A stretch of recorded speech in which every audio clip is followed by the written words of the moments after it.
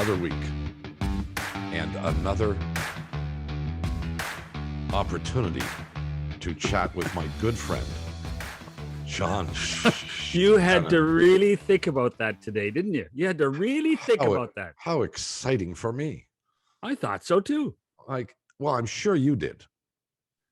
What to talk with myself? I do too much of it. So. Oh, I can well imagine that. I spent a good portion of the week. Well, I watched a lot of things on this weekend. I didn't do a damn thing. I watched the Leafs flounder around. I watched the Raptors get clobbered a couple of times. I watched the golf yesterday. Wasn't the golf good? It was very intriguing. Yeah. And a new and different appreciation for that golf course, and I don't know exactly why, but boy, it's an interesting. It creates an interesting theatrical environment. You know, I haven't played. Have you played there? No. I haven't played there, so I can't relate necessarily to how good the holes are and whatever. But boy, like every shot, something could happen. Well, and the fact that there was a 47-year-old at the top of the leaderboard for a long time, and then I finished second in the end. To me, that kept me much more interested in the tournament. The fact that, I started to think about this. This is the one sport where if you have a 47-year-old playing basketball or 47-year-old playing golf or playing hockey or playing tennis versus a 23-year-old, I'm not sure it would be as equal as it is on a golf course. And that's the magic of golf, I think. The fact that you can have that disparity in age and still have a competition. Well, it's happened over and over again. We saw Tom Watson at age, 59, almost won the British Open. Except for that stupid putt he hit about 14 feet. Well, ifs and buts are candies and nuts. We'd all have a Merry Christmas. So hold on, you watched the basketball game and the hockey game? You watched the hockey game? Click, click, click, click, click, click, click, click. You know. Okay. And I mean, I'm sure you were very upset that the Leafs lost too. I wasn't upset at anything. Oh. I was watching for the entertainment value, and there wasn't a whole lot, but that's why. Although I tell you what, the Winnipeg Jets are a good hockey team, Bob. The Winnipeg Jets are a really good hockey team. Yeah, I don't look. I'm fine. The Toronto Maple Leafs, 10 days ago, we were sitting on this program, yakking about how inevitably they were going to win at least the Northern Division, Canadian Division, whatever the hell it's called. And march through to the Stanley Cup semifinal for the first time in how many years? 30? Nearly. 20. Oh, wait a second. Think about it now. Okay. What year was it? 20 years ago would be 2001. I think it was 1999. So. Wait a minute. Wasn't it the Gretzky year? Oh, no. They played Buffalo. In 1999, I think in the conference final, and then weren't they in the conference final against Carolina too in 2002? No, you may be right. I think in any event, that's not the point. The point is that the wheels have come off the kiddie car, particularly against Vancouver, a team that you should walk through. Winnipeg obviously is a good hockey team, and very good. Losing to Ottawa, well, that can happen. But if you combine them all, as they've happened over the last 6 games, all of a sudden you go, whoa, wait a second. Mm-hmm. So that, and then the Raptors situation. And I'm befuddled by the NBA's decision on when games should be postponed, canceled, or not. If you're missing 3 of 5 starters and barely have enough players to occupy space on the bench, you don't even need a bench. A couple of lounge chairs would be fine. I'm not sure whether you should be playing. It's not NBA basketball. Let me ask you this: an NBA team. If it was the Celtics or the Lakers playing without 3 starters, would they have postponed the game? Answer the question. I don't know. I would hope they wouldn't, based on how they treated the Raptors. But I would hope they wouldn't. Well, I just don't understand in all the leagues through this. And look, I'll give them a little bit of the benefit of the doubt here, but I don't understand what the bar is.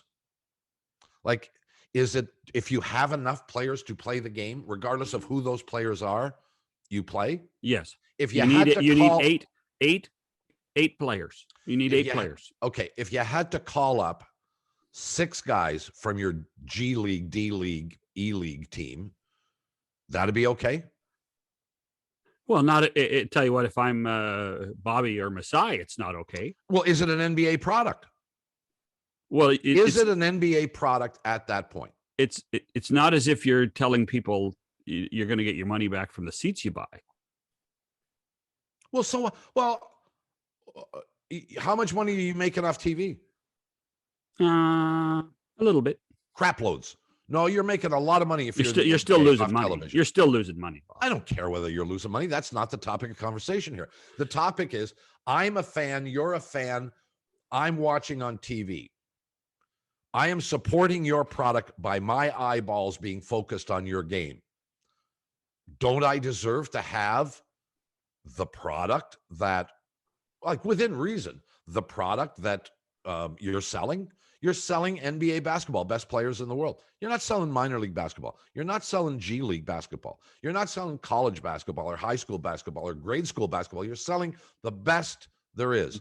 And that's not what teams like the Toronto Raptors in this situation are able to provide. I understand your logic. I think the NBA's philosophy right now is that we better put games on so we can get our money back from our partners, whether it be sponsors or whether it be television rights holders. And we think that within the realm of the top 2% of players in the world, we're still offering quality basketball players. I would suspect it's that way. I really would. Well, I don't doubt that. I just beg to differ on the term quality basketball players because the Toronto Raptors certainly didn't have any. All right, we have a guest joining us now, one of our faves, who actually was, if I'm not mistaken, the first guest on the show, on the podcast that we launched some months ago. Is that right, John? He is. He was the number one guest on number one show. Well, and so he makes a return visit from MLB.com and MLB Network. JP Morosi, some baseball talk, as we are only a couple of weeks away from the start of the Major League Baseball season. Morosi, next when we continue. He is one of our longtime pals, our friend, our buddy. He's been on with us hundreds of times over the years, and in studio, on the phone, in a video format. John Palmerosi of MLB.com, MLB Network, MLB Everything is with us, and from the home office in Lansing, Michigan. Is that Ann Arbor? He's in Ann Arbor. Yeah. Oh, it's that other Come Michigan on. school. Oh, Come yeah. on. I always get them confused. It really doesn't matter because Ohio State beats the snot out of them, both of them, either time. How are you, Morosi? Thanks as always, Bob and John, for the invitation. Always enjoy the conversation. And I suppose there is a slight difference between the University of Michigan and Michigan State right now. Michigan is a 1 seed. Michigan State is an 11 seed.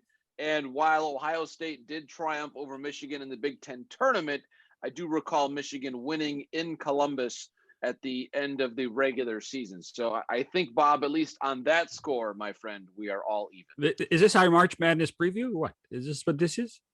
Well, it might be. I mean, take Gonzaga out of the picture, and I don't know. I mean, you got to like the Big Ten teams, don't you? This is probably the best conference showing any tournament that we have ever seen, at least in my memory, in terms of the number of high-end teams from the Big Ten in the field of 68 now, of course. I think this might be the strongest the Big Ten has ever been. It would not surprise me if we see at least 2 Big Ten teams in the Final Four and perhaps even 3.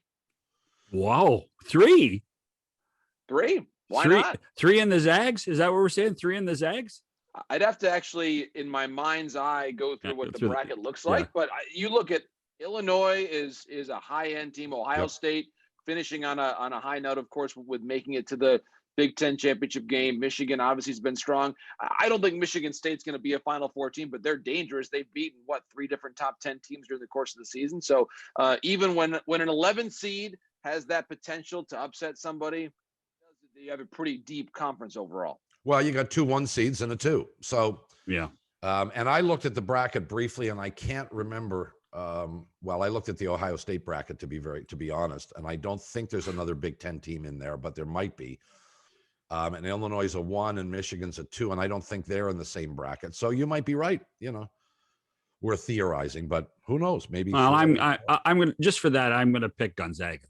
I'm just gonna. Well, I'm gonna go for the kids from Spokane. The kids from Spokane deserve some support up here north of the border. So. Well, we acknowledge that they are good. They are I think the only undefeated team going into the tournament. Yes. Aren't they, Morosi? Yeah, they are. So hard to argue. They're pretty good. Let's get to baseball. We are a couple of weeks away now, and at what point are we at the point now where decisions are starting to be made, or inevitably do teams wait as long as possible to start making decisions? And I'm not talking about, is a guy going to go to A ball or double A, or, this guy for sure isn't going to make the team, blah, blah, blah. I'm talking about essentially the 25-man roster, starting rotation, those kinds of things. We're still a ways away from that. This is the week, Bob, where things start to get real. I've always believed that in spring training. When you've got 2 weeks left, your club, the way that it's playing, starts to be the one that you're going to take north, the one that you are looking at in terms of assessing strengths and weaknesses. If I'm a GM of a team and I feel like I'm short of relief pitching or short a starting pitcher, this is the start of the week when I'm calling my colleagues around the game to say, hey, how does your roster look? Do you have an extra player that is out of options that would have to go through waivers that you could trade to me? This, in my experience, is the week when a lot of those conversations start to happen. And of course, scouting is unique now in terms of at least hopefully being able to be in the ballparks. And as we're seeing attendance happen throughout the major leagues, that's now something that at least is technically possible to actually lay eyes on players in the ballpark, which is wonderful for teams to have that assessment. And so I do believe this is a time of the year where you start to make those assessments about your club. And I think this, to me, if you're talking about the Blue Jays, the rotation is an area where I'm really looking at keenly, and the concern over Nate Pearson's health, but then also over the weekend, some strong performances, especially from Alec Manoah against the Yankees. So that there are some positive signs for the Blue Jays as well. One of the things with the Jays is truly how deep that rotation is. What do you think their options are in this situation? Well, John, to me, it's still a concern. And I would have liked to have seen them sign a Jake Odorizzi or sign a Trevor Cahill. Of course, Cahill went to the Pirates and Odorizzi to the Astros. This rotation, to me, looks a little short in terms of being able to really compete against the elite teams in the American League to advance in the postseason. Nate Pearson's health is a real concern. He came up last year, struggled to throw strikes at times. He's 24. He potentially is injured again. You're starting to be a little worried about how much depth they truly have. You also look at Robbie Ray. The walks are still there. He has shown flashes of brilliance this spring. He's also shown that walks continue to be an issue for him, and they have been throughout his career. So I'm not really sure why that would be a surprise at this point. Steven Matz, again, there's been some encouraging signs from him so far this spring at times as well. So it's a rotation that I think has the potential to be good. But if the question is, do they have enough starting pitching to win the American League, which really, when you consider the offseason, and if you sign George Springer and you sign Marcus Semien and you bring back Vladimir Guerrero Jr. in better shape with a lot of momentum there, this is a team that has the kind of lineup to make a lot of noise in the postseason this season. But the rotation, to me, is lagging behind. And I believe that whether it's a smart waiver claim or a trade late in spring training, this is a club that I believe needs more starting pitching to succeed this season.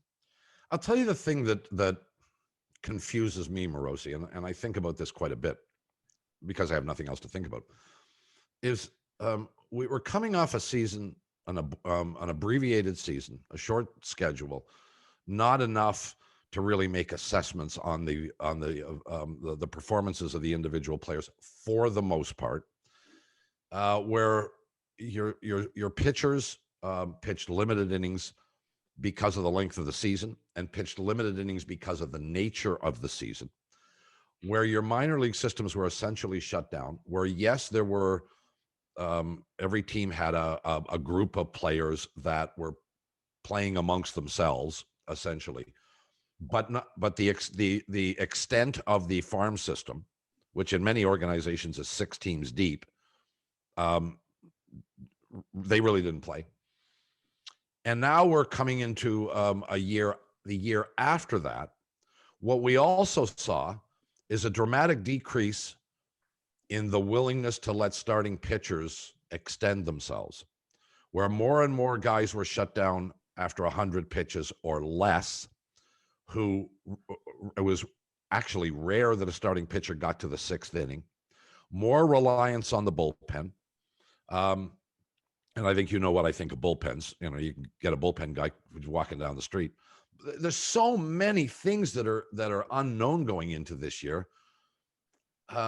Other than the Dodgers will be great again, I don't know what an individual team like the Toronto Blue Jays can take from last year. Mm-hmm. How do you assess? How is the process of assessing the future of an organization different for you? Because this is essentially part of what you do. Well, it's a great question, Bob. And I think that this year, to your point, it's a different playoff format. So not only do we have now the full 162 of the season, but it's no longer the rather charitable 8 teams making it in each league as what we had last year. At the moment, at least, we have 5 teams making it in each league. So we're going back to the 2019 and earlier rules. To me, the deciding factor in a lot of ways is starting pitching depth. That is the case in many years, but in this year, it's especially true because you're going to see teams trying different strategies, whether it's piggybacking starting pitchers, whether it's a 6-man rotation. And a premium is going to be placed on those teams who have what I would describe as optionable depth, flexible rosters, where if a young pitcher, let's say, comes up, if you use Alec Manoah as an example, if the Jays were to put him on their roster at some point in time, he comes up for a period of time, you need to use him for a while. Then maybe if the rest of your group gets aligned where Roark is throwing well and Matz is throwing well and Stripling's throwing well, then maybe you option him back down and then you call him back later on to go to a 6-man rotation. Someone like an Alec Manoah is very important if they're able to stay healthy during the course of the season, because then you call them up when you need them and you can option them back down when you don't, and it gives your roster overall flexibility. What you don't want to have is a fixed roster of veteran pitchers who are not performing well or not getting you terribly deep into games, because then you're stuck. If Robbie Ray is giving you 4 innings at a time and Ross Stripling's giving you 3 and Steven Matz is giving you 4, Mm-hmm. at some point in time, you're just stuck. You don't have enough depth, and your roster is crunched, and you're going to your bullpen too often, and your results are not going to be what you need. Which is why, to me, Bob, teams like the Padres, who added starting pitchers during the course of the offseason with trades, Darvish and Snell and Musgrove, plus they protected Mackenzie Gore. They still have Adrian Morejon. They still have Weathers in the minor leagues. They have, or potentially at the major league level. They have a lot of depth. The Miami Marlins, a very under-the-radar quality team for me. They've got a lot of really good young pitching. It doesn't have to be this year, guys, the name brand starting pitchers, because if you have a name brand rotation of 36-year-olds who are all going 3 and 4 innings a piece because they didn't really get a chance to stretch out last year, that's a problem. Give me a roster of 23, 24, and 25-year-olds who are fresh, who can be sent to the minor leagues if they need to be, who are not going to break down in June. This is, to me, a very interesting year where the name brand teams are not necessarily going to be the best teams on the field. So what you're saying is if Ryu goes down, the Jays are in big trouble. Yes, 100%. Oh, I would agree. Yeah, that is definitely the case. Now, I mean, that doesn't, for all the money they spent and for all the depth they tried to create at other positions, that doesn't augur well for what this season might look like. I'm not trying to press the panic button, but when you think that this is a market that has a ton of hope right now about their baseball team, albeit they can't go and watch them in person, but there's a ton of hope right now that the Blue Jays can at least compete for a playoff spot in the American League East. See, there's a whole bunch of pieces to this puzzle that I think are interesting but confuse me, I must confess. Clearly, the days of a starting pitcher throwing a complete game with under 100 pitches thrown, which used to happen, not regularly, but occasionally. I mean, Dave Stieb did it. Doc Halladay did it more than once. Those days are gone. So we're now looking at greater limitations on starting pitchers, but we're also looking at starting pitchers who throw 100 pitches in 4 innings or 5. And it raises the question in my mind, why? What has fundamentally changed about pitching that pitchers pitch so differently now that they can't get through 7 or 8 innings with 100 or fewer pitches, to the point where the manager can at least think about, do I send him out for the 8th or the 9th? You know, he's kind of on the border of where I want him to be. Have you thought about this, Morosi? Sure. I think everybody in baseball has thought about it, and there are a number of explanations for it. First, one of the biggest changes in pitching has been the approach of the hitters. Think about how home run focused they are. Launch angle, the way that shifting has changed the approaches of hitters, the emphasis on power, both in the way that rosters are constructed and also the way that players are rewarded in salary. Power pays. Power pays. And if you're going to reward home run power, then players are going to try to produce that which teams are paying for. And so as hitters are more and more predisposed to trying to hit for power, pitchers are trying to move away from that. And the hitters are told, hey, be patient, pitches, take your walks, foul off the tough pitches.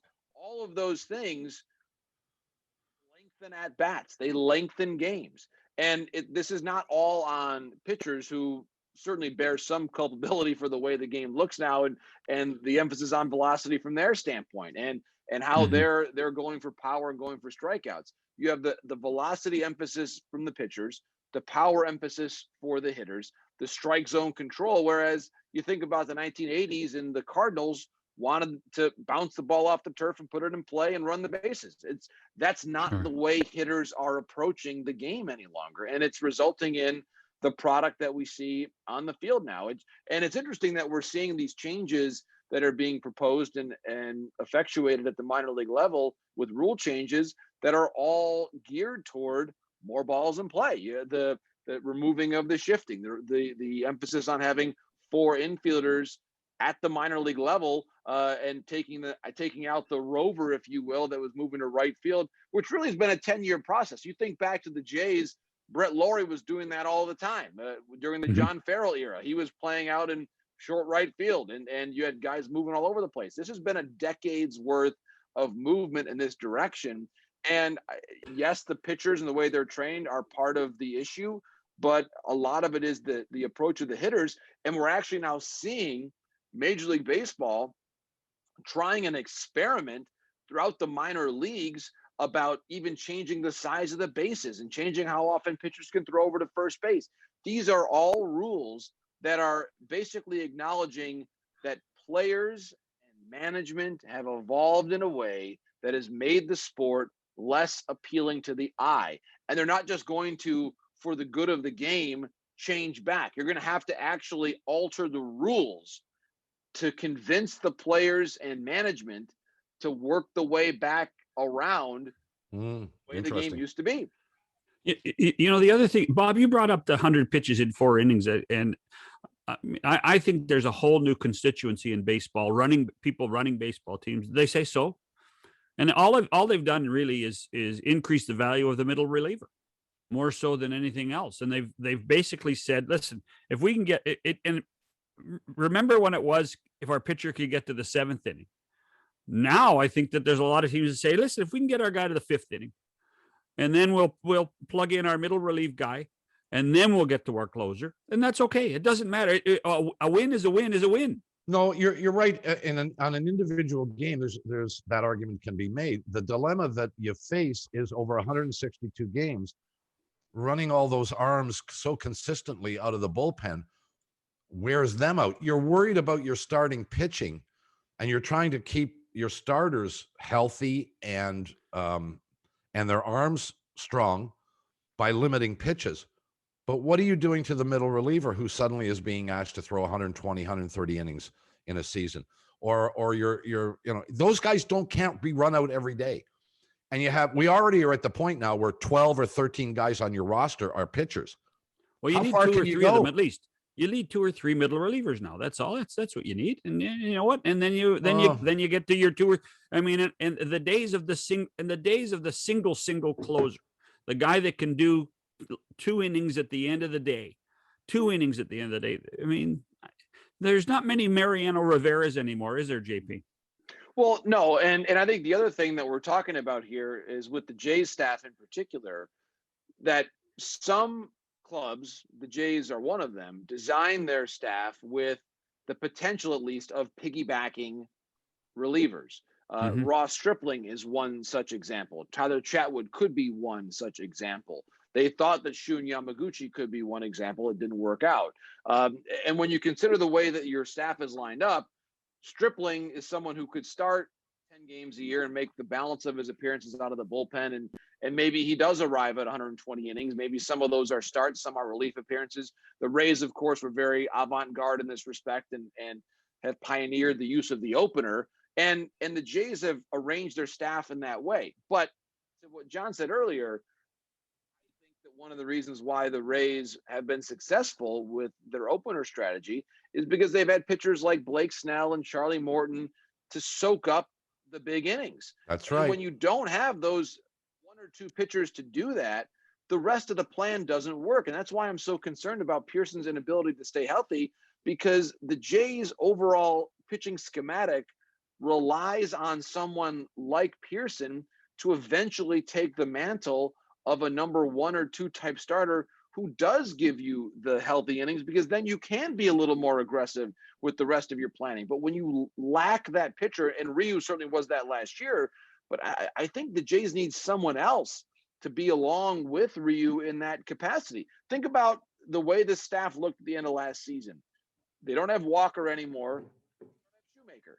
So 2 of their best starting pitchers are gone now, and they've replaced, yes, with Matz, but I don't see enough reliability with this group unless Pearson takes that next step. I would also point out, and I know my colleague at MLB Network, Bob Costas, makes this point as well, the famous 10-9 game between the Pirates and Yankees, Game 7 of the 1960 World Series. 19 runs scored, and the game took 2.5 hours. Think about that for a second. How long would a 10-9 game in the World Series take now? Probably more than 4 hours. And it's not just because of TV commercials. It's because of the change in the approach of the hitters. And MLB, with these different rule changes, is looking at an actual, it's ironic, but it's true, an altering of the rules bring us back to the old-fashioned style of play. That's what's required now. You can't just say, hey, GMs, build a roster that plays a more appealing style of baseball. They say, okay, thanks. I need to win and save my job. So unless you do that, unless you appeal to the winning side of a GM's mind frame, it's not going to work. And I think that's what these rule changes, which again are at the minor league level right now, but I think eventually could be at the major league level. That's what these rule changes are hopefully designed to do. We'll take a break. JP Morosi of MLB Network and MLB.com with us today, back after this message. Bob McCown, John Shannon with you on the program today, along with JP Morosi of MLB and MLB.com and MLB Network and MLB everything. So Do you sell popcorn too, JP? Oh, undoubtedly. I could you if go out needed. there and sell Yeah. He gets to eat a lot of popcorn during the football season while he's watching the Ohio State Buckeyes go after another national championship, and while his team is preparing for next year. Anyway, let's circle back a little bit. I want to get into where we're going this year, but you talked about Manoa, and there's been some talk. Like, the guy's 23 years old. He's got 1 year of professional baseball, correct? And last year he pitched a bit in Rochester or wherever they hid their guys. He has been impressive. Guy throws up to 98 miles an hour. He used to strike guys out like crazy with a fastball. Now he's added a slider, and he's got a changeup too that's pretty good, apparently. He looks great. But he's 23 years old, which raises the question again. Is baseball's system of slowly developing players over 4 or 5 years in the minor leagues, is that still applicable today? Or are we going to see more and more Ken Griffey Juniors, for lack of a better term, who are at 18 years of age expedited into the major leagues right after they're drafted? What do you think of that, Morosi? Well, it's an interesting question, Bob, because there's obviously a lot of change happening to the developmental structure. We're seeing now fewer affiliates because of the contraction of some minor league franchises. That's part of it. The whole player development formulation is different. We've got the draft now at the All-Star game in July. Short season baseball is gone. So what used to be, for example, the franchises in Vancouver and the Northwest League, that entire organization is the league that used to be part of is no longer a short season league. It's just a fundamentally different structure. So as baseball changes at the minor league levels, there is going to be, I think, a dramatic reformulation of how players are developed. And to me, you consider where the overall development of the Jays pitching is, and I think Alec Manoah, for example, could be taking over the old position of a Nate Pearson, where Nate Pearson was the prize prospect. And if you've got a 23-year-old who is showing that he's ready, I think from a physical standpoint, Manoah to me looks ready. I realize it wasn't against the very elite Yankees hitters over the weekend, but the stuff played, and I think he looked tremendous.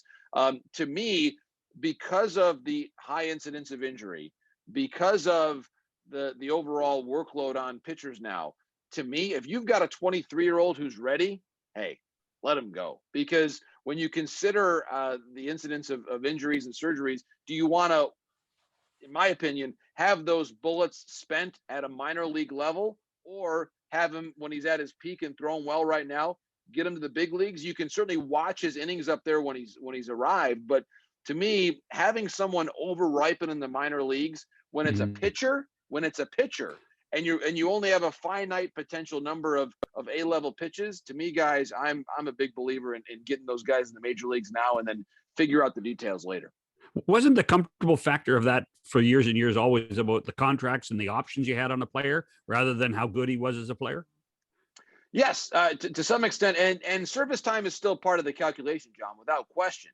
But also when you consider how you're going to utilize that pitcher over a period of time, if you only have a certain number of quote unquote healthy innings, healthy years for a pitcher, I think it's a little different for a position player. You're right. If it's the premium Chris Bryant example from the Cubs years ago, he was going to come up to the major leagues and stay. The Bo Bichette's of the world, Vladimir Guerrero Jr., the expectation is once they get to the major leagues, they're staying. It's different with a pitcher where sometimes they get up and then maybe they come back down to the minor leagues for a period of time for some additional seasoning. But when they're peaking, when they look like they're able to get major league hitters out, just call them up. And then if inevitably, if they're going to struggle at some point later on, you can always option them back down and save some service time later. I think pitchers are different from hitters, in my opinion. When they're really going, get them up there now. If they can get out to the major leagues, go for it. Because unfortunately, odds are at some point an injury is coming or inconsistency will come, and you can worry about the service time ramifications later on down the line. Oh, I agree with you 100%. I'm trying to remember. Wasn't Dwight Gooden 19 years of age when he first pitched for the Mets? Am I wrong about that? Yes, 19 years old. It was 1984. Yeah, I mean it's a long time ago. It is to be conceded that there have been more than a few pitchers 19, 20, 21 considered for the most part too young by the system that have come up to the major leagues, and there have been a lot of busts. There have been guys who you never hear from again. There have been guys who've had one great year and then fall off the face of the earth. There's no absolute in any of this, but I think you're right, Morosi. We probably, if we looked at all the 19 and 20-year-olds and how they managed to survive or not survive, if we then coincidentally looked at 23 and 24-year-olds, I'm not sure we'd see statistically a big difference. Some make it, some don't, and maybe experience at the minor league level has little to do with it. Right. And remember this, you go back to the team that the Jays had in Lansing in 2012 when Alex Anthopoulos the three young pitchers, right? Right. The piggybacking situation. So Syndergaard, when healthy, has been great, all-star level. Sanchez certainly had his moments, but he's an interesting story because Sanchez was obviously a key contributor on some playoff teams for the Jays. At times was an all-star level starting pitcher, but the consistency of his career, if the idea was we're going to do this and it's going to keep these guys healthy and part of our rotation for forever, well, to be honest, neither Syndergaard nor Sanchez nor Nicolino are still part of the Jays rotation. Now, granted, we're almost a decade later, but none of them really, and of course Syndergaard was part of the Dickey trade, Nicolino was part of the trade to get Burley, and then Sanchez, none of them became rotation mainstays in Toronto. None of them. And I think it's illustrative that you can try, you can restrict innings, you can do things by the book, but pitching doesn't always work. Is a perilous profession. And it's hard to really project what's actually going to keep guys healthy. You know, it's interesting you bring that up because as soon as Bob mentioned the 19-year-olds, I thought of two guys, and people are going to have to get their Google out for one of them. David Clyde. I remember as a kid the front cover of Sports Illustrated. David Clyde and the Texas Rangers. I mean, did he last 15 innings? Did he? I mean, it wasn't very long. And then you look at what happened in Washington with Steven Strasburg, you know, and how they, as a young guy, they nurtured him along, and they took their time. And there was a couple of bad years in there, even though when he came up as a kid, and people were wondering, oh, they're going to hold him to 160 innings no matter what. They're going to do that no matter what. Strasburg worked out in the end. He did. And I think that one of the big things was they were very careful, of course, with him coming back. They caught some criticism from myself and others about how they utilized his innings in 2012. I think that looking back, if they could do it all over again, maybe they would have still restricted the innings, but just started him later, given him a longer break in the middle of the year to keep him available for the postseason. You never know how that playoff would have unfolded if Steven had been available to the Nationals during the course of the postseason. But you're right. He signs the extension, re-signs with them.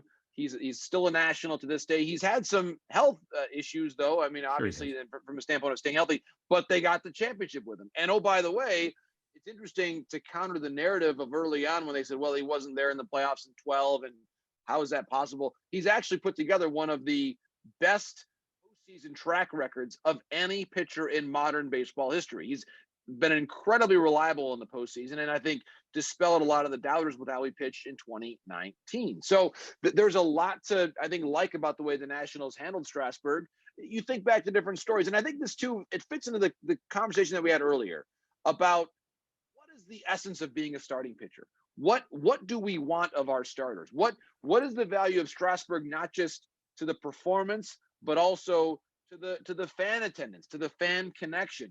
With Strasburg and with Max Scherzer, their starts appear to be events. But if the Jays are going to have a real tight leash on the number of innings that a Nate Pearson pitches, or that an Alec Manoah pitches whenever he comes up, whenever fans are back in the ballpark, does it still have that same big event feel that we think of the late Roy Halladay, and God rest his soul, what that meant, how exciting it was when Halladay pitched for the Jays at Rogers Center. Hold on, hey, JP and Bob, I'm surprised Bob didn't jump in. This is a town and a team that when they signed Roger Clemens, you know what the difference in attendance was when Clemens pitched? 400 people. Nothing, which was one of the big disappointments in Paul Beeston's era, was that you had this great pitcher come to your team, you paid for him, you're not going to do what they did in Houston with Randy Johnson. He came to town and the attendance stayed flat. Well, and the other thing too that is important to your point, John, and it's one that I've made on many occasions. This guy won back-to-back Cy Young awards here. Oh, I know. I know. He didn't come here and just throw the ball, play catch a little bit. The guy won back-to-back Cy Young awards. Yeah. He couldn't possibly have pitched any better than he did, and the impact on attendance was nothing. Zero. Yeah, zero. It was nothing. We've got a couple of minutes here, and that's all. Now let's circle back. We started talking about Manoa, and his name has come up quite a few times. And for those who aren't aware, 23-year-old, who was a first-round draft choice in 2019 by the Blue Jays, struck out 7 Yankees in a row yesterday. Although, I mean, they are Yankees because they were in Yankee uniforms. I don't think they weren't exactly starters. Well, I don't think any of them were starters, as a matter of fact. But nonetheless, the kid looks awesome. The projection seems to be, well, maybe later in the year. As we get through this conversation, JP, I'm more and more inclined to say, you know what? Give the kid the ball on opening day. Put him in a Blue Jay uniform. What exactly do you have to lose here? You're nodding your head. Are you in agreement? I do. I agree. Think about the way, as we just talked about this club overall. You go out there and sign Springer. You sign Semien. You've got Ryu on a big contract. You think about the rest of the rotation is average, in my view, at best. At best. At best. You are going for it. When you sign George Springer to the largest deal in the history of the franchise, you're going for it. You're trying to win. Go for it there. Exactly. And then have Alec Manoah, who I would say at the moment, the question is Alec Manoah right now one of the 5 best starting pitchers in the Toronto Blue Jays organization? To me, the answer is a resounding yes. He belongs on the team on opening day. I personally hope he's there on opening day and hope he's still thriving by the time the Jays return to play their home games at Rogers Center later this year. Well, or you win every game 8-7. Actually, as a fan, I don't really care whether they win 8-7 or 2-1. But I'll tell you, Manoa would be on my opening day roster based on what I've seen or heard, more accurately, so far. JP, we got to go. Time is our enemy. We love you, and I especially admire all your most recent artwork that's posted behind you. Congratulations to your art teacher over there at University of Michigan, I suppose, is the art classes you're taking.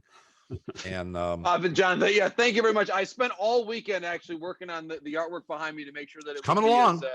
As game ready as it could be for you guys here on a Monday. Thank you. Trying to be encouraging. Keep working at it, pal. Thanks, guys. Thank you very much. We'll see you soon. We'll come back and wrap this up in a minute. Bob McCown, John Shannon, back with you. Well, what would you do? No, hold on. Hold on. Have you changed your opinion of where the Jays are based on the fact that their pitching seems to be a little, now that they're actually playing games in Florida, that they're not near as good as they looked like they were on paper? Remind me what my opinion was before.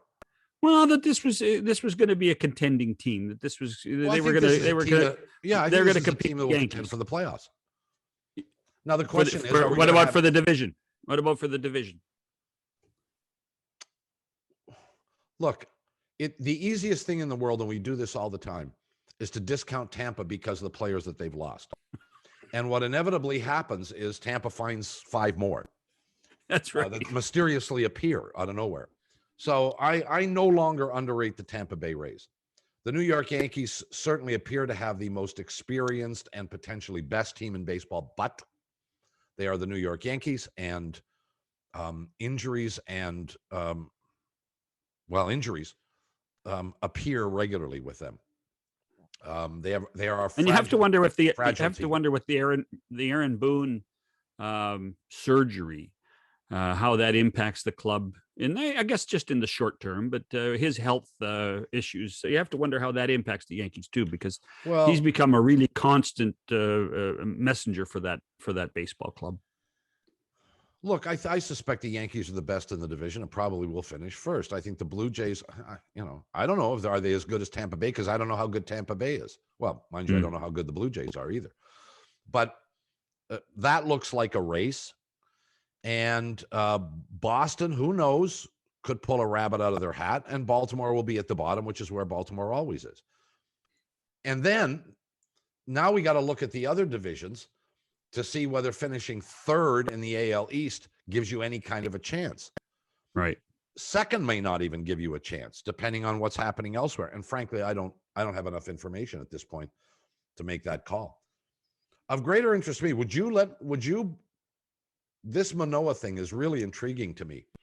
Would you have him on your roster?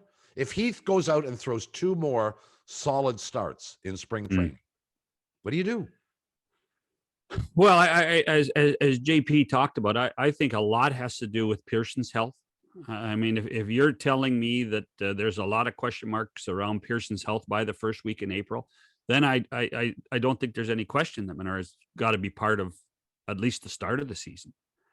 You know, but I wonder how the mindset has changed and how much pressure there is on management because of all the money they spent everywhere else but pitching.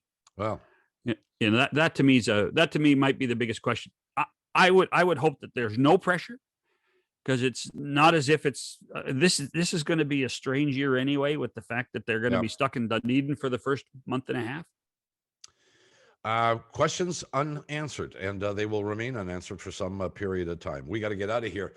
Tomorrow on the program, you'll remember him as one of the really outstanding sports writers that Canada has ever had. Alan Abel joins us. For John Shannon, this is Bob McCowan. See you then.